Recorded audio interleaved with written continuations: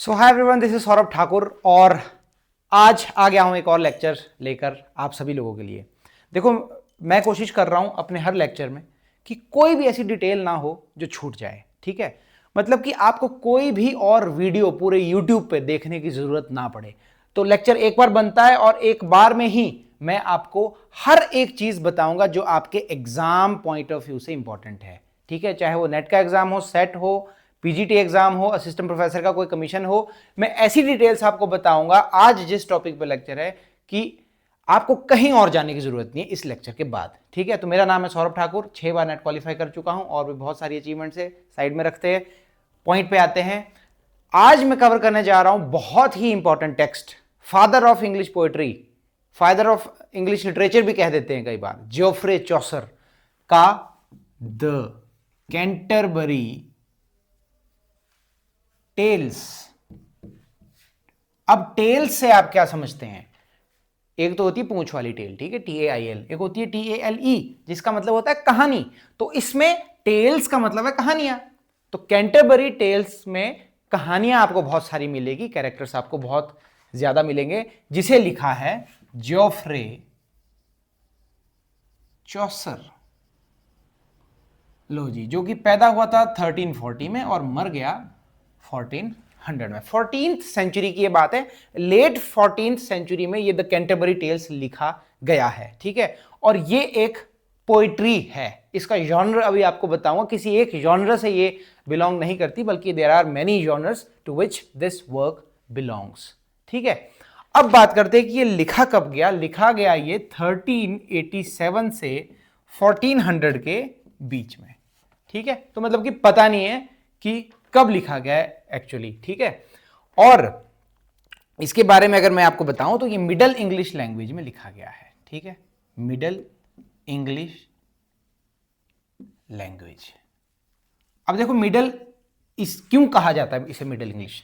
क्योंकि 5th century से लगभग 15th सेंचुरी तक हमारा मिडल एजेस चलता है। ठीक है, तो यहां पर हम 14th सेंचुरी की बात कर रहे हैं, तो ऑब्वियसली मिडल एजेस में ही आएगा। ठीक है, और ऐसा माना जाता है कि जियोफ्रे चौसर से ही हमारा एक्चुअल जो इंग्लिश लिटरेचर है वो शुरू हुआ है, क्योंकि चौसर ने ऐसे ऐसे कैरेक्टर्स की बात की, इतना अच्छा कैरेक्टराइजेशन इसने किया, इतना अच्छा पोर्ट्रेयल, इतना अच्छा यूज ऑफ लैंग्वेज इसने किया कि इसे इसीलिए फादर ऑफ इंग्लिश पोएट्री भी कहा जाता है और कई बार फादर ऑफ इंग्लिश लिटरेचर भी इसको कहा जाता है। तो हम मेनली जो हमारा लिटरेचर शुरू होता है, इंग्लिश लिटरेचर, वो 14th सेंचुरी से शुरू होता है, यानी कि चौसर से शुरू होता है।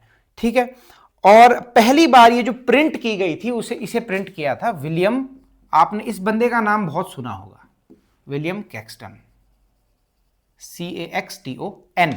कब प्रिंट हुई थी ये? कहां गया कैक्सटन? 1476 में। विलियम कैक्सटन जो है इंग्लैंड का पहला प्रिंटर था। ये भी क्वेश्चन बहुत बार पूछा जा चुका है यूजीसी नेट में। तो विलियम कैक्सटन ने ही इसको पब्लिश किया था 1476 में। और मैं आपको बता दूं, द कैंटरबरी टेल्स जो वर्क है हमारा, ये एक अनफिनिश्ड वर्क है। ठीक है, अनफिनिश्ड वर्क है, ये पूरा नहीं है। अब इसमें मैं आपको थोड़ा सा आपको मैं बता दूं कि ये किस बारे में है। ठीक है, तो बहुत सारे लोग इकट्ठा हुए, उन्होंने ये डिसाइड किया कि हम एक पिलग्रिमेज पे जाएंगे। पिलग्रिमेज यानी कि तीर्थ यात्रा, है ना। तो वो क्या कहलाए? तीर्थयात्री, यानी कि पिलग्रिम्स। तो बहुत सारे पिलग्रिम्स थे, वो उसका मैं नंबर आपको एग्जैक्ट बताऊंगा और उसमें क्या कंफ्यूजन है वो भी बताऊंगा। तो इन्होंने डिसाइड किया कि हम कहां जाएंगे? कैंटरबरी। कैंटरबरी एक जगह है, ठीक है, जहां पे एक इंसान Thomas Becket, Saint Thomas Becket की वहां पे श्राइन है, यानी कि वहां पे वो मरा है और उसकी याद में वो एक तीर्थ स्थल बन चुका है और वहां पे बहुत सारे लोग दर्शन के लिए जाते हैं। अब क्वेश्चन आता है कि सेंट थॉमस बेकेट कौन था, है ना। मैं आपको गहराई में ले जाने की इसलिए कोशिश कर रहा हूं क्योंकि इसके आसपास से ही अगर मैं इसके बारे में बताऊंगा तो हो सकता है 1-2 क्वेश्चन यहीं से आ जाए। तो 12th सेंचुरी की ये कहानी है, 12th सेंचुरी। ठीक है, जब थॉमस बेकेट एक कैथेड्रल यानी कि चर्च का एक, कह सकते हैं आप, पादरी था। ठीक है, एक सेंट था, एक संत था। तो उस वक्त पे एक राजा हुआ करता था, हेनरी द सेकंड। ठीक है जी, अब हेनरी द सेकंड ने इसको वहां पे अपॉइंट किया कि भाई ये हमारी सुनेगा, जैसा हम बोलेंगे, राजा जैसा बोलेगा वैसा ये बंदा सुनेगा। लेकिन इस आदमी ने अपोज किया राजा की पॉलिसीज को, ठीक है। तो ये एक चर्च का आप लीडर भी इसे कह सकते हैं, ये चर्च लीडर बन गया। आर्च बिशप था ये कैंटरबरी का, जो इसका एक औहदा था, आर्च बिशप था ये कैंटरबरी का, इसको हेनरी सेकंड ने ही बनाया था, लेकिन बाद में ये हेनरी सेकंड के ही खिलाफ बोलने लग गया और चर्च और जो ये रिलीजन है उसके राइट्स की इसने बात की, उसके लिए लड़ाई लड़ी। और बाद में क्या हुआ कि हेनरी फोर्थ ने अपने 4 नाइट्स भिजवाए और सेंट थॉमस बेकेट का मर्डर करवा दिया, ठीक है। इसी मर्डर पे एक प्ले भी लिखा है टीएस एलियट ने, जिसका नाम है murder in the cathedral, murder in the cathedral, cathedral यानी कि चर्च। 1935 में ये लिखा है, याद रख लेना। टीएस एलियट एक बहुत बड़ा नाम है, 20वीं सेंचुरी का बहुत बड़ा नाम है टीएस एलियट, जिसने the Waste Land world famous poem लिखी है। तो मर्डर इन द कैथीड्रल, इसमें जो कहानी बताई गई है थॉमस बेकेट को कैसे मारा, इनके बीच क्या लड़ाई हुई, क्या इनकी विचारों की लड़ाई थी, वैसे तो कुछ नहीं था, तो इसको मारा। अब इसकी जो श्राइन बनाई गई हो कैंटरबरी में बनाई गई है, ठीक है जी। अब कुछ लोग ये डिसाइड करते हैं कि हम एक जर्नी पे जाएंगे, एक तीर्थ यात्रा पे जाएंगे। कहां से? London, London to Canterbury. अब लंदन में एक टबार्ड इन है, ठीक है जी, नाम है एक इन का, इन यानी कि छोटा सा रेस्टोरेंट या कैफे, जिसका ओनर कौन है? हैरी बेली, VAILEY, है ना, हैरी बेली। अब ये डिसाइड करते हैं कि हम बहुत सारे लोग एक जर्नी पे जाएंगे, समुद्र से ये जर्नी थी, पानी से ये जर्नी थी, और इन्होंने डिसाइड किया, हैरी बेली ने डिसाइड किया, जो इनका होस्ट था, ठीक है। अब आपने होस्ट देखा होगा, आप कभी घूमने जाते हो तो गाइड्स आपने देखो कैसे खप्पी किस्म के होते हैं, मजाकिया किस्म के होते हैं, मस्त चिल आदमी होते हैं, ठीक है। तो उसी तरीके का हमारा हैरी बेली भी एक मस्त आदमी है, ठीक है। तो ये बोलता है कि अब हमारी जर्नी जो है काफी बोरिंग हो जाएगी, जब हम जाएंगे तो हम क्या करेंगे कि कहानियां सुनाएंगे एक दूसरे को। एक इंसान 2 कहानियां जाते वक्त सुनाएगा, 2 कहानियां वापिस आते वक्त सुनाएगा, यानी कि टोटल, अब कहानियां बता रहा हूं टोटल कितनी होगी, तो बताना पड़ेगा टोटल पिलग्रिम्स कितने हैं। बहुत बार ये क्वेश्चन आया और ये क्वेश्चन चैलेंज भी हुआ, इसमें कंफ्यूजन भी बहुत है कि टोटल कितने पिलग्रिम्स थे कैंटरबरी टेल्स में। तो अब मैं आपको क्लियरली बताने जा रहा हूं टोटल कितने थे। चौसर ने जो बताया है कैंटरबरी टेल्स में, इसने बताया कि देयर वर 29 पिलग्रिम्स, ठीक है। उसके बाद एक हमारा चौसर जुड़ जाता है, ये चौसर लिख दिया, और उसके बाद एक हमारा हैरी बेली जुड़ जाता है एज अ होस्ट। तो टोटल कितने हो जाते हैं? 31। क्लियर हो गया? अब क्वेश्चन किस तरीके से आता है ये आपको पता लग जाएगा, जिस तरीके से भी आए। आपको पता है कि 29 जो है वो पिलग्रिम्स है, एक जो है इसमें चौसर खुद है, और एक जो उसमें है हैरी बेली है। अगर वो बोलते हैं कि along with Chaucer how many pilgrims were there, अगर ऐसा कोई क्वेश्चन आता है तो आंसर होगा 30। अगर उसमें आता है कि how many total pilgrims were there, तो उसमें आ गया 31। या फिर एक्सक्लूडिंग हैरी बेली बोल दिया तो 30, एक्सक्लूडिंग हैरी बेली एंड चौसर बोल दिया तो 29, ठीक है। इतनी सी बात क्लियर है। अब यहां पे क्योंकि 30 लोग हैं, वैसे एक जर्नली इसका आंसर कई बार 30 भी होता है और 31 भी होता है, लेकिन एक 29, 30 और 31 के बीच में एक सेफेस्ट आंसर तो हमारा 30 ही बनता है, ठीक है। तो इसमें अलग अलग बुक्स में अलग अलग चीजें दी गई है, इसलिए कंफ्यूजन क्रिएट हुई है। तो मैंने आपको क्लियरली बता दिया है इसका ब्रेकअप कैसा है, 29, 1 और 1, 31, ठीक है। तो टोटल प्लान क्या था कि 120 कहानियां होंगी, 30 लोग हैं, मोटे मोटे तौर पे 30 लोग हैं, सब लोग 2 कहानी जाते वक्त 2 कहानी आते वक्त बताएंगे, एक आदमी की 4 कहानियां हो गई, तो टोटल 120 कहानियां होगी। लेकिन चौसर जो है वो सिर्फ 24 कहानियां ही कंप्लीट कर पाया। याद रखना, बहुत इंपॉर्टेंट डिटेल है ये, इतनी से 2-4 क्वेश्चन कई बार यहीं से बन जाते हैं, ठीक है। तो सिर्फ 24 कहानियां ही वो कंप्लीट कर पाया, क्योंकि अनफिनिश्ड वर्क है, वो फिर मर गया होगा तो पूरा लिख नहीं पाया होगा। तो 24 कहानियां जो इन 30 कैरेक्टर्स ने सुनाई हैं, उन कहानियों को पढ़ने के लिए बहुत सारे अलग लेक्चर्स चाहिए, उन कहानियों को मैं आज कवर नहीं करूंगा। आज मैं इसका पूरा बैकग्राउंड और इसमें कौन कौन से कैरेक्टर्स थे उनके बारे में आपको बताऊंगा और वो कवर करूंगा। लेक्चर थोड़ा लंबा हो सकता है, लेकिन मैं आपको यकीन दिलाता हूं इस लेक्चर के बाद 2-4 क्वेश्चन, 5 क्वेश्चन तो आपके पक्का है अगर वो कैंटरबरी टेल से आते हैं, ठीक है। उसके बाद आप मुझे बताना कि मैं ये 24 टेल्स जो है, 24 कहानियां जो है, इनको भी कवर करूं या ना करूं। नहीं तो आप, ये अवेलेबल है इंटरनेट पे, आप इनको जाके पढ़ सकते हो। नहीं तो अगर आप चाहते हो तो मैं इसको कवर करूंगा, तो उसके लिए लगभग 24 लेक्चर्स मुझे बनाने पड़ेंगे। अगर 2 में भी कवर करता हूँ, 2 स्टोरी एक लेक्चर में कवर करता हूँ, तो भी 12 लेक्चर्स तो बनाने पड़ेंगे। ठीक है, तो इतनी सी डिटेल आपको याद हो जाए तो बहुत अच्छी बात है।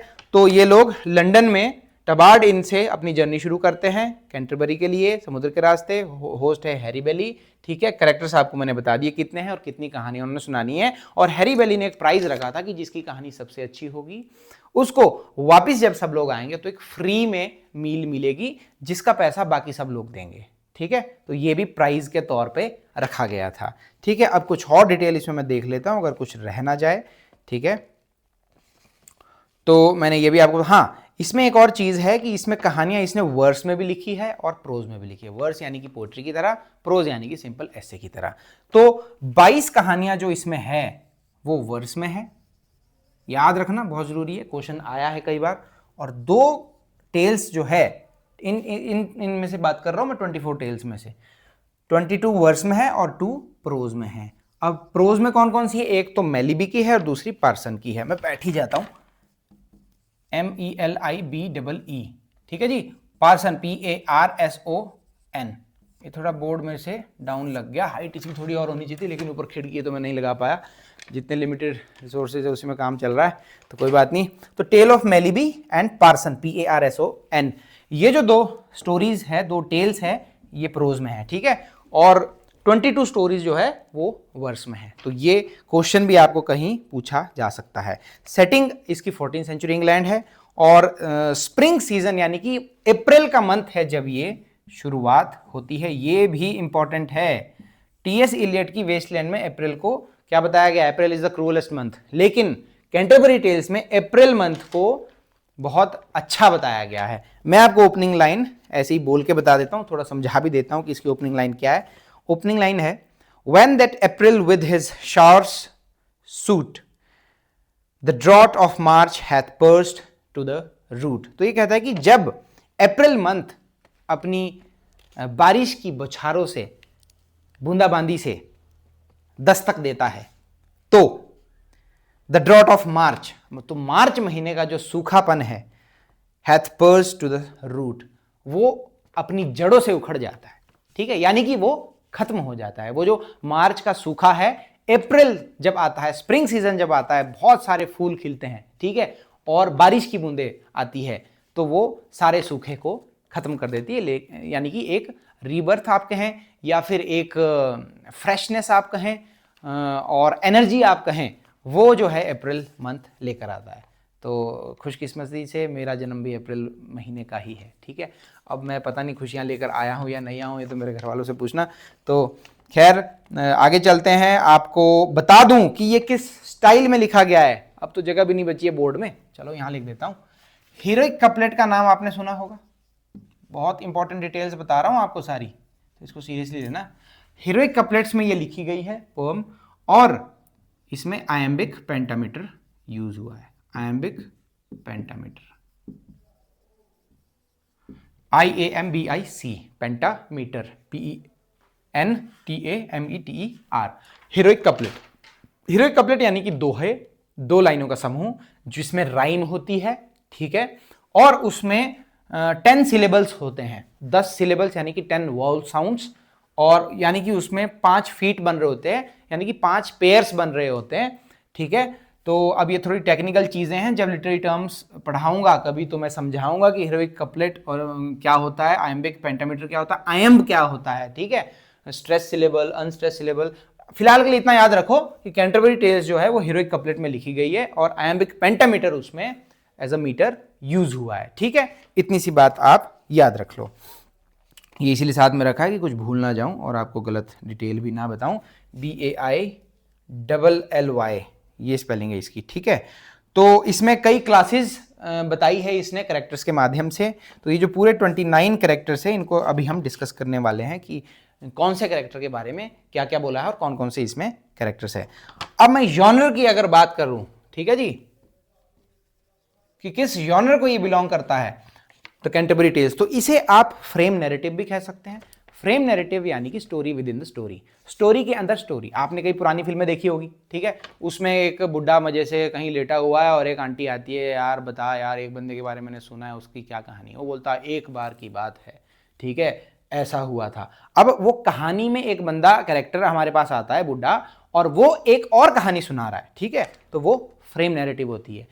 For example in Canterbury Tales Chaucer जो है कुछ लोगों की कहानी बता रहा है कि इतने लोग जर्नी पे जा रहे हैं, अब उसमें वो लोग अपनी कहानियां सुना रहे हैं कुछ ना कुछ, ठीक है, तो वो फ्रेम नैरेटिव हो गया, ठीक है। लिटरेरी डिवाइस कह लो इसको या फिर जॉनर कह लो। दूसरा जॉनर आप इसको दे सकते हैं, इसके कई जॉनर है, कोई एक फिक्स जॉनर नहीं है इसका।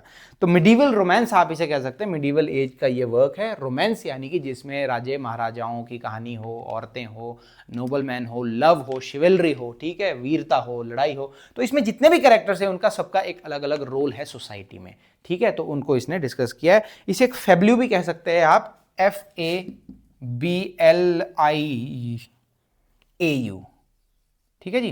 फेब्ल्यू होता है एक बहुत ही शॉर्ट ह्यूमरस स्टोरी, ज्यादातर वल्गर स्टोरी भी ये होती है। तो जब आप ये टेल्स पढ़ोगे ना 24 टेल्स, तो आप इसमें देखोगे बहुत वल्गर कहानियां हैं, इसीलिए मैं लेक्चर बनाना नहीं चाह रहा हूँ, थोड़ा सा एम्बेरसिंग हो जाएगा मेरे लिए भी और आपके लिए भी। तो आप लोग इसे खुद ही पढ़े तो ज़्यादा बढ़िया होगा। मैं जब पढ़ाई किया करता था तो सुबह 3 बजे उठ के मैं ये कहानियाँ पढ़ा करता था, तो इन कहानियों को पढ़ के मेरा थोड़ा दिमाग ख़राब हो ही जाता था, मतलब कि भाई ये क्या ही है ना। तो उसी तरीके का दिमाग खराब आपका भी हो, लेकिन अकेले में हो तो अच्छा है ना। तो अच्छा है, इंटरेस्टिंग कहानियां हैं और उसका कुछ ना कुछ मीनिंग है सोसाइटी से, और वो जो कैरेक्टर्स है उनका सोसाइटी में क्या रोल है, एक दूसरे को वो खींचातानी कर रहे, एक दूसरे की टांग खींच रहे। तो ये फेब्ल्यू भी आप इसे कह सकते हैं, कैंटरबरी टेल्स को। एक रिलीजियस एलिगरी भी आप कह सकते हैं, क्योंकि ऐसे बहुत सारे कैरेक्टर्स हैं which are related to religion, ठीक है। तो रिलीजन से बहुत सारे कैरेक्टर्स रिलेटेड है, तो कुछ ना कुछ वो सिंबलाइज कर रहा है, हर एक कैरेक्टर रिलीजन से रिलेटेड कुछ ना कुछ सिंबलाइज कर रहा है, ठीक है। तो उसको रिलीजियस एलिगरी भी आप कह सकते हैं, ठीक है। तो अब हम सीधा चलते हैं कैरेक्टर्स पे, ठीक है जी। तो आपको मैं कैरेक्टर्स के नाम बताऊंगा और उन कैरेक्टर्स को कैसे डिस्क्राइब किया है चौसर ने, उसके बारे में आपको बताऊंगा। पहले ये मिटा लेते हैं, ये जो हमने इतना लिखा है, मैं आपको कहना भूल गया कि आप स्क्रीनशॉट ले सकते हो, पर शायद आपने ले लिया होगा, नहीं लिया है तो आप ले लो। वैसे तो आप नोट्स बना ही रहे होंगे साथ में, है ना, मैं उम्मीद कर रहा हूँ कि साथ में अपने नोट्स भी बनाओ, क्योंकि सबका लिखने का अपना तरीका होता है ना, सबका नोट्स बनाने का एक अपना तरीका होता है। पिक्टोरियल मेथड से भी कोई याद रखता है, कोई डिटेल ब्लैक पेन से लिख रहा है, कोई ब्लू पेन से लिख रहा है ना। तो जब हम पढ़ते हैं तो हमें कई बार पेपर में याद आ जाता है कि वो यार ये डिटेल तो मैंने रेड पेन में लिखी थी, या फिर ये डिटेल तो मैंने ब्लू पेन से लिखी थी, है ना। तो इस तरीके से याद आ जाता है। अब मैं कैरेक्टर्स के नाम लिखूंगा और उनके बारे में थोड़ा सा डिस्क्राइब करूंगा कि उसको हमारे चौसर ने कैसे डिस्क्राइब किया है, जितने भी ये 29 कैरेक्टर्स हैं।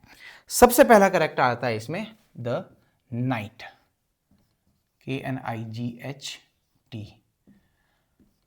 Sir Gwen and the green night में मैंने आपको बताया था नाइट क्या होता है। ये एक वॉरियर टाइप आदमी होता है, एक अच्छे अव्वल दर्जे का ये वॉरियर होता है। तो सबसे पहले जब कैंटरबरी टेल्स शुरू होती है तो एक प्रोलोग आता है शुरू में। प्रोलोग यानी कि मेन बुक के शुरू होने से पहले वाला जो पार्ट होता है उसे प्रोलोग कहते हैं, ठीक है। तो उसमें उसके बारे में इंट्रोडक्शन दी जाती है कि इस बुक में क्या क्या है। तो उसमें इसने सारे कैरेक्टर्स को डिस्कस किया। अब नाइट के बारे में मैं आपको बताने वाला हूँ, ध्यान से सुनना, क्योंकि इतना सारा लिखना पॉसिबल नहीं है। तो the knight is presented as the ideal medieval Christian soldier. तो मिडीवल क्रिश्चियन सोल्जर उसको उसमें दिखाया गया है। जोफ्रे चौसर इसको डिस्क्राइब करता है और बताता है कि एक ब्रेव, नोबल, ट्रूथफुल, वाइज और कोर्टियस आदमी है। मतलब कि इसमें सारी अच्छी क्वालिटीज है। ब्रेव है, अच्छे खासे इसके जो मैनर्स है वो है, सच्चा पक्का आदमी है, वाइज है, ठीक है। He has fought in many famous battles, कई बैटल्स में इसने फाइट किया है, जैसे अलेक्जेंड्रिया में, प्रूशिया में, ग्रेनेडा में, टर्की में वगैरह वगैरह। तो in spite of his achievements बहुत सारी है इसके पास, लेकिन फिर भी ये बड़ा डाउन टू अर्थ आदमी है। ये एक सिंपल ट्यूनिक पहनता है। ट्यूनिक यानी कि वो गाउन टाइप जो सैनिक पहना करते थे, ट्यूनिक ये पहनता है जिसमें थोड़े से जंग यानी कि रस्ट के निशान लगे हैं, यानी कि ऐसा लग रहा है जैसे वो डायरेक्टली बैटल से ही सीधा आया है और अब जर्नी पे जा रहा है। तो वो बड़ा एडमायर करता है उसकी शिवलरी के लिए, उसकी वीरता के लिए नाइट को। तो नाइट के बारे में इतना बताया, ठीक है। अगला जो है द स्क्वायर, SQUIRE। स्क्वायर जो है एक ऐसा टाइटल है जो नाइट को सर्व करता है, लेकिन यहां पे स्क्वायर जो है वो नाइट का खुद का ही बेटा है। ठीक है, तो ये इसका बेटा है, 20 साल का ये है। तो इसके बारे में क्या कहा है चौसर ने। अब हर कैरेक्टर को ये देखो कितने अच्छे तरीके से डिस्क्राइब करेगा, तो कैरेक्टराइजेशन के लिए बहुत प्रेज किया गया है चौसर को, कि इसमें वो सटायर भी यूज करता है, इसमें जो बुरे आदमी होंगे उनके लिए सटायर भी यूज करेगा। ठीक है, अब स्क्वायर के लिए क्या कहता है, स्क्वायर उसका बेटा है, मैंने आपको बता दिया। He is handsome, energetic, young है तो हैंडसम होगा, एनर्जेटिक भी होगा, रोमांटिक भी है और फैशनेबल भी है। ठीक है, ही हैज कर्ली हेयर, उसके घुंघराले बाल है, याद रखना कई बार पूछा जाता है एग्जाम में। And wears bright embroidered cloth, bright embroidery वाले क्लोथ वो पहनता है। एज फ्रेश एज फ्लावर्स, फूलों की तरह फ्रेश उसके कपड़े हैं। He is skilled in singing, singing वो अच्छी करता है, डांसिंग करता है, राइटिंग पोइट्री भी वो लिखता है, फ्लूट भी बजाता है, बांसुरी। और कोर्टली लव यानी कि राजा महाराजाओं का या नाइट्स का जो प्यार होता था, जो एक रानी को या राजकुमारी को कोर्ट करते थे। कोर्ट आज की डेट में कहे तो हम जैसे डेट करते हैं ना, कि मैं उसको डेट कर रही हूँ। अब तो पता नहीं क्या क्या चल पड़ा है, सिचुएशनशिप, फलाना शिप, पता नहीं कौन कौन सा शिप, लिव इन। लेकिन जब आप किसी को डेट कर रहे होते तो उस टाइम पे जो वो करते थे उसको कोर्टिंग कहते थे, कोर्ट, है ना। तो शायद ये लड़का प्यार में भी है, उम्र है इसकी प्यार करने की। Chaucer humorously says that he sleeps very little because he is deeply in love. तो ये बोलता है कि बहुत कम सोता है क्योंकि वो एक बहुत गहरे प्यार में है। तो काफ़ी पोलाइट है ये, रिस्पेक्टफुल भी है अपने फादर के प्रति और अच्छे से उसको सर्व करता है। ठीक है, तो तीसरा कैरेक्टर हमारे पास आता है योमैन। योमैन, यो हनी सिंह, योमैन, YEOMAN। अब योमैन जो है वो नाइट और स्क्वायर दोनों को ही सर्व करता है, उनका नौकर है। ही वियर्स अ ग्रीन कोट, हरे रंग का कोट पहनता है, and hood, and carries a mighty बो विद पिकॉक फेदर एरोज। इसके पास एक बहुत बड़ा धनुष है, ठीक है, जिसमें पिकॉक के फेदर यानी कि पंख, मोर के पंख लगे हैं उसके तीरों में। He also carries a sword, भी एक कैरी कर रहा है, शील्ड भी उसके पास है, और एक हंटिंग हॉर्न भी उसके पास है। हॉर्न वैसे सींग होगा शायद जिससे वो हंट करता है। His appearance suggest that he is an expert Archer. तो वो उसका अपीयरेंस से लगता है कि वो बहुत अच्छा धनुष चलाता है। वुड्समैन अच्छा है, लकड़ी का काम अच्छे से करता है क्योंकि धनुष शायद उसी ने बनाया होगा। एंड फॉरेस्टर भी है, वो जंगल का में घूमता जो भी है।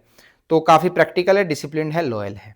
अगला कैरेक्टर हमारे पास आ जाता है एक औरत का, द प्रायोरेस, PRIORESS, दी प्रायोरेस। इसका नाम मैं लिख देता हूं मैडम एग्लेंटाइन, EGLANTINE। ठीक है जी, मैडम एग्लेंटाइन इस प्रायोरेस का नाम है। तो ये एक नन है जो बिहेव करती है नोबल लेडी की तरह, ना कि एक रिलीजियस वुमन की तरह। नन जो होती है वो एक रिलीजियस वुमन होती है, लेकिन ये शो ऑफ ऐसे करती है जैसे कि ये कोई रानी महारानी हो। तो her name is madam Eglentine. She speaks French, वो बोलती है लेकिन बड़ा इनपरफेक्टली बोलती है, इंग्लिश स्टाइल में वो फ्रेंच बोलती है। ठीक है, तो आप देखो सटायर कैसे कर रहा है हमारा चौसर, और खुद को बड़ा, वो कई लोग होते हैं ना बड़ा शो ऑफ करते हैं, बड़ा वो सलीके वाले बनेंगे लेकिन होते गंवार है असल में। तो उसी तरीके की ये औरत है, और टेबल मैनर्स बड़े डेलिकेट है इसके। अपने मुंह से कभी खाने का दाना तक नहीं है गिराती है, दाना से याद आया दाना multitasker. And wipes her lips carefully after it, जैसे होती है नोबल वीमेन, बड़ा वो अच्छे से टिश्यू पेपर लेके, सैनिटाइज़र लेके। सैनिटाइज़र एक बार जब मैं एमए में था तो मेरी क्लासमेट सैनिटाइज़र यूज़ करती थी खाना खाने से पहले। तो हम तो गांव के आदमी थे, हाथ पानी से धोते थे। तो मैं पूछा सैनिटाइज़र क्या है, तब जाके मुझे पता लगा कि सैनिटाइज़र एक्चुअली में क्या है। तो उन्होंने बोला कि इससे कीटाणु मरते। तो मैं बोला कीटाणु मरते, मैल तो नहीं निकलता। लेकिन आज जब कोरोना आया, आज नहीं मतलब कुछ साल पहले कोरोना आया, तो हम सभी लोगों ने सैनिटाइज़र यूज़ किया और सबको पता लगा सैनिटाइज़र क्या है। लेकिन कई लड़कियां बहुत आगे होती है, जैसे कि हमारी प्रायरस, और जैसे कि मेरी वो क्लासमेट। शी सॉफ्ट हार्टेड है, सेंटिमेंटल है, एनिमल्स के प्रति बड़ा प्यार रखती है, और कुछ उसने छोटे कुत्ते भी अपने पास रखे जिसको बड़ा महंगा खाना खिलाती है। और कोई माउस अगर कैद हो जाए तो बड़ा चिल्लाती है वो। एक एलिगेंट क्लोथ्स वो पहनती है, और रोजरी बीड्स यानी कि मालाएं उसने बड़ी अच्छी पहनी हुई है। गोल्डन ब्रूच उसने पहना हुआ है। ब्रूच होता है जो हम पेंट कोट पे भी कई बार ऐसे सजाने के लिए लगाते हैं, चमकीला सा। तो उस पे कुछ वर्ड्स लिखे हैं, लव कॉन्कर्स ऑल, प्यार हर चीज को जीतता है। लव ओमार विंसेंट ओमनिया, कुछ ऐसा वो लैटिन में लिखा है या किस में लिखा है, जिसका मतलब लव कॉन्कर्स ऑल। तो प्रायरस ने एक ब्रूच पहना है जिस पे लिखा है लव कॉन्कर्स ऑल। ये क्वेश्चन कई बार आया भी है। तो उसको वो सेटराइज करता है कि इसमें स्पिरिचुअलिटी नाम की चीज है नहीं, लेकिन फिर भी ये खुद को पता नहीं क्या क्या दिखाती है। उसके बाद आता है the second none.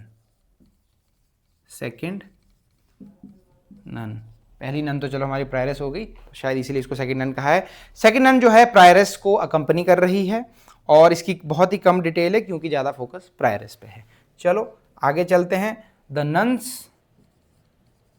Nuns priest, तो इन नन्स का जो है प्रीस्ट भी आया है। अब इस प्रीस्ट के बारे में सुन लो, ये भी प्रायरस के साथ ही ट्रेवल कर रहा है, ठीक है। Although Chaucer gives little description of him in the prologue, he later becomes important as the teller of famous bee। तो इतनी डिटेल इसकी दी नहीं है, लेकिन जो ये कहानी सुनाता है चैंटिक्लियर एंड द फॉक्स, जो मुर्गे और फॉक्स की कहानी है वो इसी ने ही सुनाई है। जब वो कहानियों की बनाऊंगा टेल्स की तो मैं बताऊंगा, तो इसने वो कहानी सुनाई है, उस कहानी की वजह से ही फेमस है, इसके बारे में इतना नहीं बताया है। अगला कैरेक्टर है द मंक। तो इसको मॉन्क नहीं पढ़ना है, मंक पढ़ना है, MONK, ठीक है जी। जैसे बौद्धिज्म में वो मंक होते हैं या फिर संत टाइप, तो उसी तरीके का ये मंक है, लेकिन संत की इसमें कोई क्वालिटी नहीं है। तो उसी चीज़ को सेटराइज किया है यहाँ पे हमारे चौसर भैया ने। तो the monk ignores traditional monastic, तो मोनेस्ट्री में जो डिसिप्लिन है उसको बिल्कुल इग्नोर करता है और एक लग्जूरियस वर्ल्डली लाइफ ये बंदा जीता है। ये प्रे नहीं करता है, पढ़ाई भी नहीं करता है, ही इंजॉयज हंटिंग, हंट करता है, हॉर्सेस पे बढ़िया घुड़सवारी करता है, अच्छा खाना खाता है, एक्सपेंसिव क्लोथ्स पहनता है जो कि संत के एक लाइफस्टाइल के बिल्कुल अपोजिट है। His sleeves are lined with fur लगे इसकी स्लीव्स में, और gold pin shaped like a love knot, एक गोल्ड पिन ये पहनता है जिसमें लव के कुछ साइन वगैरह बने हैं। तो मतलब मस्त लग्जूरियस लाइफ जीने वाला मंक है, इसमें संत वाली कोई क्वालिटी है नहीं। एक बहुत मोटा और गंजा आदमी है, वेल फेड, बहुत खाता है, और स्पार्कलिंग आईज है, पॉलिश्ड बूट्स है, ठीक है। तो चौसर यहाँ पे आयरनी यूज करता है इसको क्रिटिसाइज करने के लिए और बताता है कि कैसे करप्शन है मंक्स के अंदर। मिडीवियल पीरियड में जो मंक्स थे वो कितने करप्ट थे, वो उसने इस कैरेक्टर के माध्यम से बताया है। क्लियर हो गई बात। चलो अगला कैरेक्टर आपको बताता हूं, the fryer, the FRIAR। Fryer जो है उसका नाम है हबर्ट, HUBERT, नाम याद रख लेना कहीं पूछ लिया तो। ये भी एक करप्ट रिलीजियस फिगर है जो कि रिलीजन यूज करता है अपने पर्सनल प्रॉफिट के लिए, ठीक है। ये चेयरफुल है, स्मूथ टॉकिंग, अच्छे से बात करता है, लेकिन बहुत चालू है, पैसा बनाने में बड़ा चालू है, हर चीज में पैसा बनाना जानता है, लूटना जानता है लोगों को। Actually he prefers the company of rich people rather than the poor and gives easy to, और अमीर लोगों के साथ रहना पसंद करता है, गरीबों के साथ रहना इतना पसंद नहीं करता। और जो पापी लोग होते हैं उनको ये आसान सा प्रायश्चित करने का तरीका बताता है और उनसे पैसे लेता है कि तू मुझे कुछ पैसे दे दे तो मैं तेरे को एक आसान सा तरीका बता दूंगा। जैसे आप किसी पंडित के पास जाते हो, बोलते हैं यार मेरी शादी में पंडित जी ये दिक्कत आ रही है, तो पंडित बोलता है तेरे को एक आसान सा तरीका बताता हूँ, तू मेरे को 1000 रुपया दे दे, ठीक है। तो 1000 रुपया लेके वो उसको एक आसान सा तरीका बता देगा। तो ये जो पंडित है, ये ऐसे पंडित जो होते हैं वो करप्ट पंडित कहलाते हैं। तो ये भी उसी प्रकार का पंडित आप कह सकते हैं। तो ये जो है मैरिजेस अरेंज करता है लड़कियों के लिए, उन लड़कियों के लिए जिनके साथ उसके खुद नाजायज संबंध रह चुके हैं, उन लड़कियों की शादियां करवाता है। कितना घटिया आदमी है। ही ड्रेसेस फैशनेबली, देखो मैं किसी धर्म को टारगेट नहीं कर रहा, लेकिन हर धर्म में इस प्रकार के लोग पाए जाते हैं, चाहे वो कोई भी धर्म हो, जो कि खुद बहुत अच्छा खुद को दिखाते हैं कि हम तो सबसे बड़े धर्मात्मा हैं, हम तो हर इंसान का सोचते हैं, समाज का सोचते हैं, हमारी गौ माता का सोचते हैं, बहुत सारे चीज़ें वो दिखाते हैं, लेकिन असल में अंदर से जो है वो शैतान होते हैं, ठीक है। तो ऐसे लोगों को पहचानो और ऐसे लोगों से दूर रहो। Through him Chaucer attacks corruption with in the church. तो चर्च में करप्शन जो है उसको इसके माध्यम से ये अटैक करता है, और ऐसे इंसान जो है हर धर्म में पाए जाते हैं, उनको पहचानो। फिर अगला कैरेक्टर है नाइन्थ हमारा कैरेक्टर है द मर्चेंट। मर्चेंट यानी कि बिजनेसमैन। और बिजनेसमैन कैसे होते हैं? मस्त एकदम हमारे हिमाचल में बोलते हैं गुस्सीबाज, गुस्सियां मारते बहुत, मतलब कि फाड़े, फाड़ी अभी बोलते हैं हमारे। फाड़े का मतलब है ब्रैगिंग, ब्रैग करते हैं, जो शेखी मारते हैं, मेरे पास ये है, मेरे पास वो है, मेरे को इतना का प्रॉफिट हो गया, उतने का प्रॉफिट हो गया। सारे बिजनेसमैन ऐसे नहीं होते, लेकिन कई बिजनेसमैन में ये क्वालिटीज देखी जाती है। तो मर्चेंट भी उसी प्रकार का है, वेल्दी बिजनेसमैन है जो प्राउडली अपने प्रॉफिट्स के बारे में बात करता है, कलरफुल क्लोथ्स पहनता है, एक हैट पहनता है बड़ी सी जिसपे फर है लगा हुआ, और एलिगेंट बूट्स पहनता है। सक्सेसफुल दिखता है वो अब उसकी बातों से, लेकिन चौसर आयरॉनिकली रिवील करता है कि इसके पास कुछ नहीं है, ये कर्ज में डूबा हुआ आदमी है।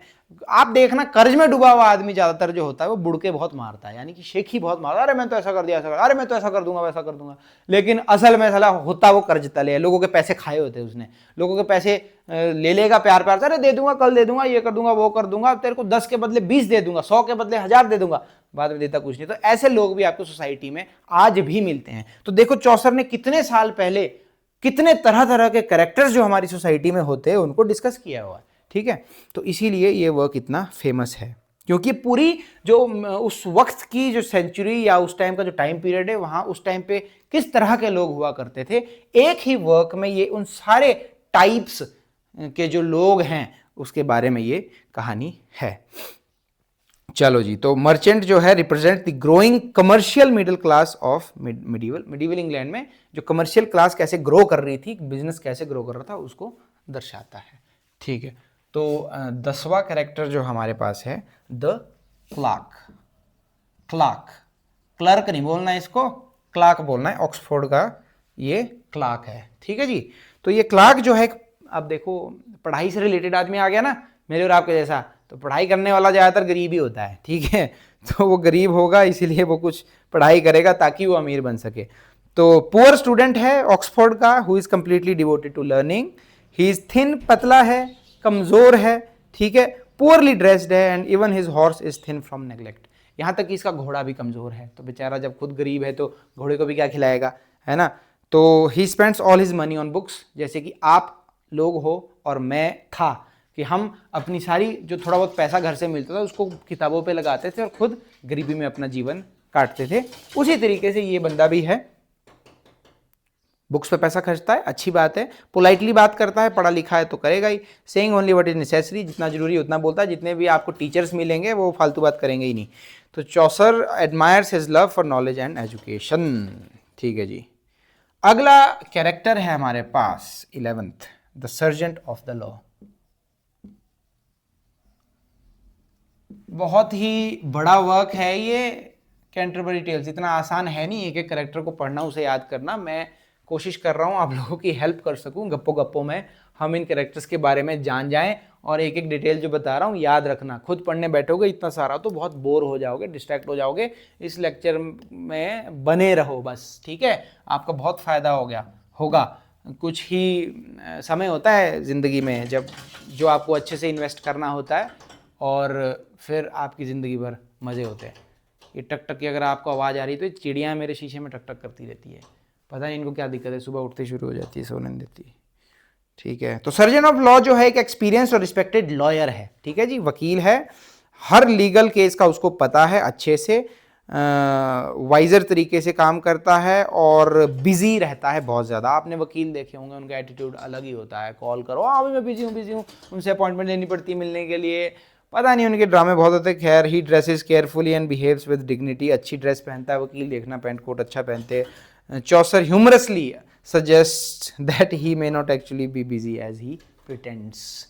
तो मैं फिर से यहाँ किसी को टारगेट नहीं कर रहा हूँ, मैं सिर्फ ये अपना जो भाई है जोफ्रे चौसर, ये जो कहना चाहता है इसकी बात कहना आपको चाह रहा हूँ कि वकील ज़्यादातर ऐसा दिखाते हैं कि वो बहुत बिजी है, पर एक्चुअली वो बिजी नहीं होते। सिर्फ वकील नहीं, कई ऐसे लोग होते हैं जो दिखाते हैं कि वो बहुत बिजी है, बहुत कुछ कर रहे हैं, लेकिन असल में इतना वो सिर्फ प्रिटेंड कर रहे होते हैं।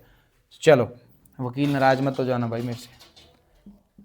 द फ्रैंकलिन, वैसे वकील सच में बिजी होते हैं, जो सच में होते हैं, जो अच्छे वकील होते हैं, क्योंकि वकालत एक ऐसी फील्ड है जो जिसमें ताउम्र पढ़ना पड़ता है। कोई भी केस आप ले रहे हो तो हर केस में आपको ज़ीरो से पढ़ना पड़ेगा, बहुत सारी किताबें पढ़नी पड़ेगी, है ना। तो चलो अगला कैरेक्टर है फ्रैंकलिन। तो फ्रैंकलिन जो है एक बहुत वेल्दी लैंड ओनर है, ठीक है जी। हु लव्स प्लेजर, उसको बड़ा पसंद है, हॉस्पिटैलिटी, लोगों का आवभगत करना, खाना, और वाइन, वाइन उसको बड़ी पसंद है। He has a white beard, सफ़ेद दाढ़ी है उसकी, चेयरफुल नेचर है उसका।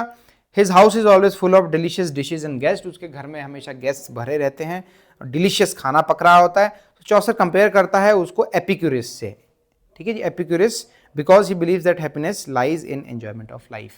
एपिक्यूरियन फिलोसफी अब मैं भूल रहा हूँ, लेकिन एपिक्यूरियन शायद उसीलिए यूज़ किया जाता है जिसमें आप प्लेजर को ज़्यादा बढ़ावा देते हैं। मैं खुद भी इस तरह का आदमी हूँ, मुझे जिस काम में आनंद आता है मैं वही काम करना पसंद करता हूँ, जहाँ आनंद नहीं आ रहा है वहाँ पे मैं साइड हो जाता हूँ, है ना।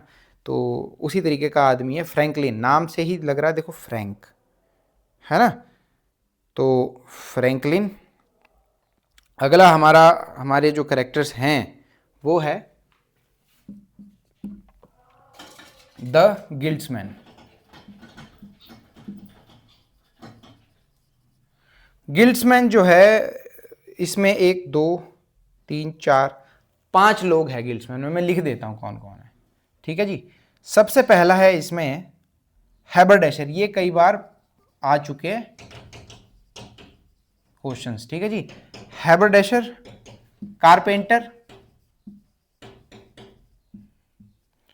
कारपेंटर, वीवर, फिर है आएगा आपका डायर, सुखाने वाला,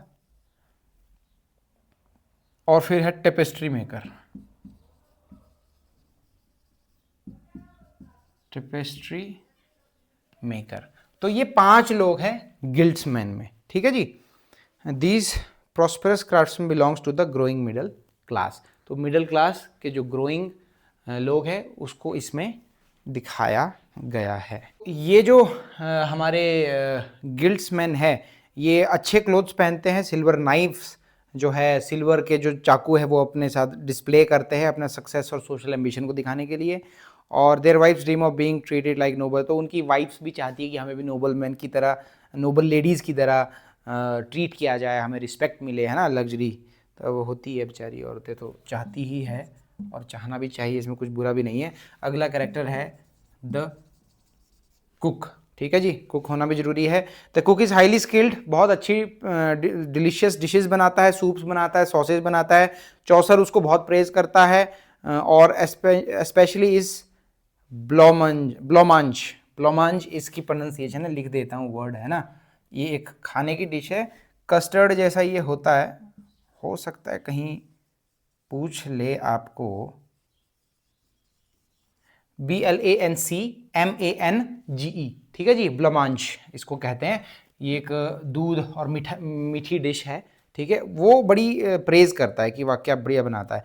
हावेवर चौसर जो है ह्यूमरसली मजाक उसका उड़ाता है और बताता है कि उसके टांग में एक सोर है, ठीक है, सोर यानी कि कोई फोड़ा है गंदा, ठीक है। Adding realism and comic detail to the portrait, तो थोड़ा रियलिज्म यहां बता रहा है कि रियलिटी से भी हमें दूर नहीं भागना चाहिए, और थोड़ा कॉमिक भी डिटेल भी यहां पे ऐड करता है। अगला जो हमारा कैरेक्टर है वो है द शिपमैन। शिपमैन, अब जो शिपमैन है उसको बहुत आइडिया है सेलिंग का, क्योंकि शिपमैन है, और डार्ट माउथ से उसने सेल किया है। He knows all the ports, tide, सारे पोर्ट्स को पता है, लहरें कैसे करेगी, करंट्स जो है सी के किस तरफ चलेंगे, जो भी है। और अच्छा एक गाउन पहनता है, और एक डैगर अपने साथ लेकर चलता है, खंजर अपने साथ लेकर चलता है। नेविगेशन में स्किल्ड है, लेकिन ये भी एक डिसऑनेस्ट और वायलेंट आदमी है। ये वाइन चुराता है मर्चेंट की, ठीक है, मर्चेंट को वाइन बहुत पसंद थी, तो ये वाइन उसकी चुराता है, और कई बार प्रिजनर्स को भी ये समुद्र में फेंक देता है। तो ये अब शिप्स में जाता होगा तो तब फेंकता होगा, अभी तो खैर ये तीर्थ यात्रा पे जा रहा है, अभी तो ऐसी कोई घटिया हरकत ये करेगा नहीं। तो Chaucer presents him as realistic picture of harsh sea life, तो समुद्र की जो हार्श लाइफ है उसको ये रिप्रेजेंट करता है। अगला कैरेक्टर है फिजिशियन या डॉक्टर ऑफ फिजिक, तो मैं फिजिशियन लिख रहा हूं, फिजिशियन, ठीक है जी। तो डॉक्टर है ये फिजिक्स का, और हाईली एजुकेटेड है मेडिसिन में, फिजिशियन ही है ये, डॉक्टर टाइप है ना, वो फिजिक्स वाला नहीं है ये। एंड एस्ट्रोलॉजी यानी ज्योतिष शास्त्र में भी ये बंदा निपुण है। He knows famous authorities such as Hippocrates, Galen, चलो इतना ज़रूरी नहीं है। और लार्ज प्रॉफिट्स इसने कमाया प्लेग के दौरान, क्योंकि जब कोई बीमार होगा तो डॉक्टर का अच्छा खासा पैसा बनेगा। He wears fine red and blue clothes पहनता है ये, और इसको चौसर बोलता है कि ऐसा डॉक्टर है जो who loves gold greatly because it is useful in medicine. तो गोल्ड इसको बहुत पसंद है क्योंकि मेडिसिन में यूज़ होता है। और वेल्थ में ज़्यादा इंटरेस्टेड है ये, रिलीजन में थोड़ा कम है। अगला कैरेक्टर जो है वो बहुत ही इंपॉर्टेंट कैरेक्टर है भाई, ठीक है, भले ही थोड़ा लेट आया है, थोड़ा ये क्रोनोलॉजिकली जैसे जैसे ये बात करेगा। द वाइफ ऑफ बाथ बहुत इंपॉर्टेंट कैरेक्टर है और मज़ेदार कैरेक्टर है। इस लेडी का नाम है एलिसन। ये बड़ी फ्लर्टेशियस, फ्लर्ट करने वाली औरत है, और ये लोगों को अट्रैक्ट करने के लिए, मर्दों को अपने जाल में फंसाने के लिए अपनी मतलब सिडक्शन का यूज़ करती है, सेक्स का इस्तेमाल करती है। खैर, the wife of bath is one of the choice most memorable characters है, याद रहती है, कॉन्फिडेंट है, एक्सपीरियंस्ड है, इंडिपेंडेंट है और टॉकेटिव बहुत है, बहुत ज़्यादा बोलती है। इसके 5 हस्बैंड्स रह चुके हैं and has travelled widely to places such as, बहुत ट्रेवल किया, Jerusalem, Rome, Cologne and Santiago वगैरह वगैरह। और एक ये हैवी फाइन क्लोथ पहनती है, ब्राइट रेड स्टॉकिंग ये पहनती है जो टांगों में होती है, ठीक है। और इसके दांतों में थोड़ा गैप है, ठीक है, वो भी इसने बताया है। और पैशन को ये रिप्रेजेंट करती है, मिडिवल टाइम्स में पैशन जो है उसको कर रही है। She strongly believes that women should dominate man in marriage. तो इसका मानना है कि जो औरतें होती है उनको मर्दों को डोमिनेट करना चाहिए शादी में। और इसकी जो टेल आप पढ़ेंगे उस पर भी कुछ ऐसी ही कहानी है, सोवरेनिटी ओवर देयर हस्बैंड्स। उसमें एक इंसान को बोलते हैं तू ये इसका आंसर ढूंढ के ला कि सारी औरतें क्या चाहती है, तो उसका answer sovereignty over there husband था, यानी कि वो अपने हस्बैंड पे पावर चाहती है हर एक औरत। तो वही उसका सही आंसर था जो ये टेल सुनाती है। तो अब लव और रिलेशनशिप का बहुत एक्सपीरियंस है इसके, वो हस्बैंड बहुत है इसके, ठीक है। 5 हस्बैंड्स इसके हैं। एलिसन इसका सही नाम है, दांतों में गैप है, कुछ कुछ डिटेल्स याद रखना। अगला है पार्सन। पार्सन शायद अच्छा आदमी है। Parson is one of the few truly good religious figure. Religiously अच्छा आदमी है, हम्बल है, पेशेंट है, चैरिटी करता है और डिवोटेड है लोगों के प्रति, भगवान के प्रति, गरीबों की मदद करता है, खुद भी गरीब है, करप्शन नहीं करता है चर्च में, और जो ये बोलता है अच्छी बातें वही ये प्रैक्टिस भी करता है। बहुत सारे लोग होते हैं दुनिया में, यूट्यूब पे भी ऐसे बहुत लोग जो बताएंगे हम ही बेस्ट है, हमसे बड़ा अच्छा कोई नहीं है, लेकिन सबसे बेकार लोग वही होते हैं जो अपनी बहुत ज़्यादा तारीफ करते हैं। ये लोग, ये चीज़ तो आपने डिसाइड करनी कि कौन अच्छा है कौन बुरा है। चलो भाई, अगला character 19th, the Plowman, PLOWMAN, Plowman. Plowman जो है ये पार्सन का ब्रदर है। ये भी ऑनेस्ट है, हार्डवर्किंग है, रिलीजियस है, सिंसियरली काम करता है खेतों में और पूर्व की मदद करता है, ठीक है। आइडियल कॉमन लेबरर है, ये लेबर क्लास की बात भी यहाँ पे आ गई। अगला कैरेक्टर है मिलर। ये भी काफी घटिया किस्म का आदमी है, MILLER। मिलर एक बड़ा सा मैस्कुलर आदमी है, ये भी इंपॉर्टेंट कैरेक्टर है, इसकी टेल भी बड़ी इंपॉर्टेंट है। रफ और बहुत जोर से बोलने वाला आदमी है, रेड बियर्ड है, इसकी लाल दाढ़ी है और इसके नाक पे एक मस्सा है, वॉट, WART, मस्सा है, जिसे मस्सा आप कहते हैं। अब थोड़ा सा मस्सा आप समझ जाओ क्या होता है। कहाँ गया।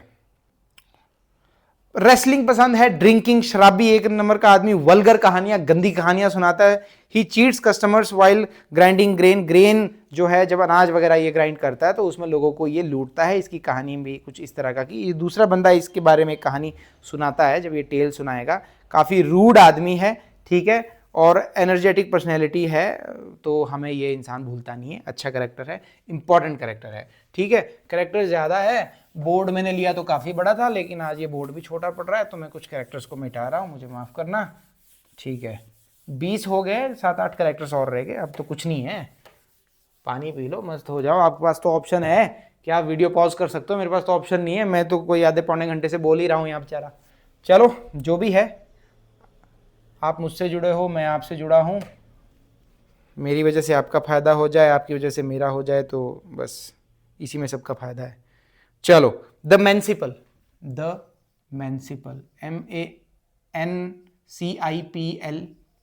मैंसिपल भी इंपॉर्टेंट कैरेक्टर है। ये एक परचेजिंग ऑफिसर का काम करता है एक लॉ स्कूल में, ठीक है जी। फॉर्मल एजुकेशन इसकी इतनी अच्छी है नहीं, लेकिन क्लेवर है और हाईली एजुकेटेड लॉयर्स को भी ये पीछे छोड़ देता है फाइनेंशियल मैटर्स में। Chaucer uses him to show that practical intelligence, तो चौसर इसमें बता रहा है कि कई लोगों को प्रैक्टिकल इंटेलिजेंस होती है, यानी कि काम करने का तजुर्बा होता है, तो वो उन्हें पढ़े लिखे आदमियों से भी बेहतर बनाता है। ठीक है जी, तो एकेडमिक लर्निंग से बेहतर ये आदमी है।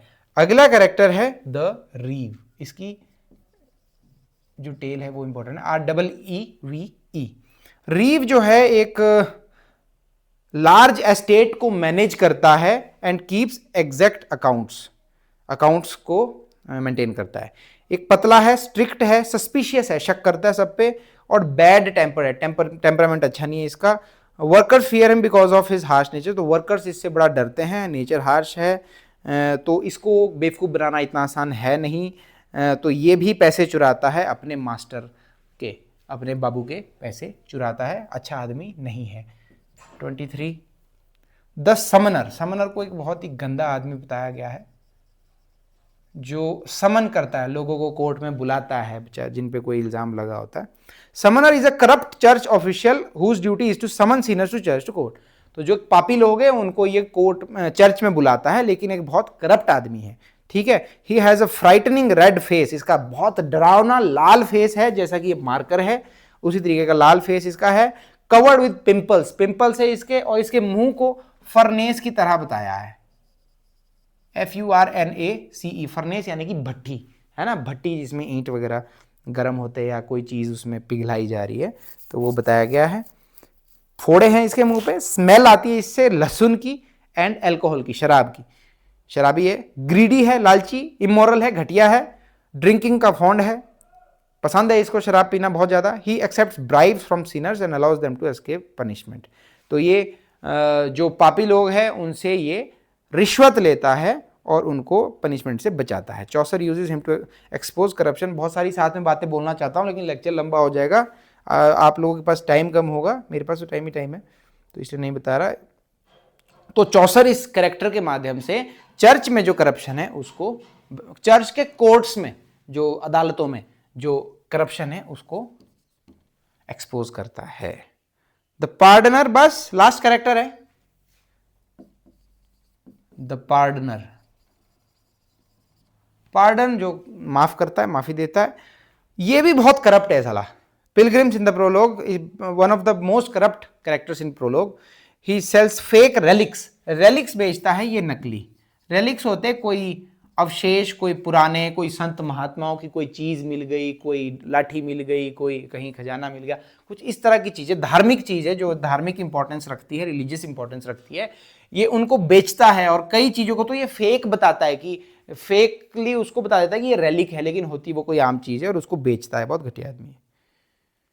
ठीक है जी, तो लोगों को बेवकूफ बनाता है, पैसे खाता है उनसे। He carries object such as, pillow case रखता है अपने साथ ये, एंड क्लेम्स दैट ये होली रेलिक है, ये पवित्र चीज है, लेकिन वो पवित्र चीज होती नहीं है। ही हैज लॉन्ग, इसके पीले बाल है, बल्जिंग आईज, बाहर को निकली हुई आंखें हैं, एंड हाई स्क्वीकी वॉइस है, स्क्वीकी यानी कि बहुत तीखी आवाज है इसकी।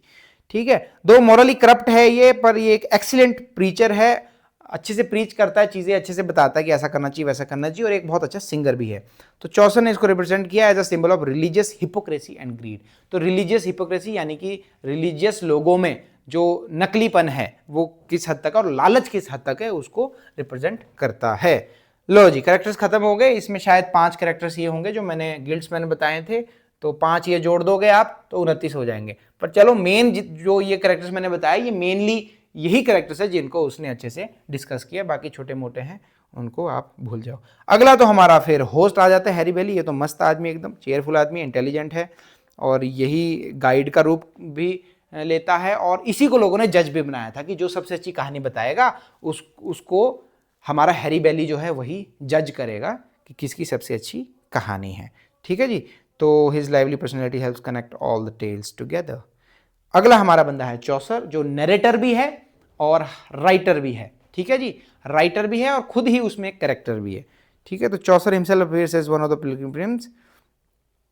ठीक है, तो humour, realism, irony, careful observation ये इसमें डालता है, तो एक कंप्लीट पिक्चर बन जाती है मिडीवल इंग्लिश सोसाइटी की इस वर्क के माध्यम से। द कैंटरबरी टेल के माध्यम से मिडीवल इंग्लैंड में किस किस तरह के लोग रहा करते थे, ठीक है जी, उनके बारे में पूरा पता हमें चल जाता है। अब कुछ मैं आपको क्या बताना है, मैं सब कुछ तो, हाँ, मैं कुछ डिटेल आपको बताना चाहता हूं जो रह गई है और जो पूछी जा सकती है। ढक्कन खुल जा, ठीक है। तो आप सभी लोग थक गए होंगे, कोई बात नहीं, आज जो आप सीख कर जा रहे हो वो आपको जिंदगी भर काम आने वाला है, ठीक है। तो ये जो वाइफ ऑफ बाथ मैंने बताया ना, ये वो भी थी बहरी, डेफ, बहरी लिख देता हूं, DEAF, डेफनेस से गुजर रही थी, ये बताना भूल गया था। और ये क्लर्क्स एंड ग्लॉसिंग को बहुत हेट करती थी, ये क्वेश्चन आ सकता है। और इसका जो पांचवा हस्बैंड था उसका नाम था जेंकिन, JANKIN, ठीक है जी, जेंकिन। तो ये क्वेश्चन भी कहीं पूछा गया, इसलिए आपको बता रहा हूं। दो इसमें होमोसेक्सुअल कैरेक्टर्स है, होमोसेक्सुअल, समनर एंड पार्डनर। कहां गए, कहां गया समनर, कहां गया समनर, है ही नहीं है। समनर के बारे में बताया तो है ना मैंने, हाँ बताया तो है, जो समन करता है। चलो ये जो है यार, मैं क्या परेशान हो गया, मैं भी इस वक्त खजल हो गया हूं, ठीक है। समनर एंड पार्टनर जो है होमोसेक्सुअल है, क्वेश्चन कहीं आ सकता है। और कुक का रियल नाम रॉजर ऑफ वेयर है। अब कुक कहां है, हाँ, रॉजर, कहीं अगर पूछ लिया, ये ऐसी डिटेल्स है जो आपको हर कोई नहीं बताएगा, ठीक है। मैंने बहुत मेहनत की है कि मैं हर एक डिटेल गहराई से आपके लिए लेकर आऊं और एक ही लेक्चर में आपको सब कुछ ही पढ़ा दूं इसके बारे में, कैंटरबरी टेल्स के बारे में। तो ये लेक्चर बहुत लंबा हो गया, लेकिन मैंने इसमें आपको हर एक चीज बता दी है, ठीक है। और चौसर का प्रोफेशन जो है इस बुक में दिखाया गया है सिविल सर्वेंट का, ठीक है जी, चौसर सिविल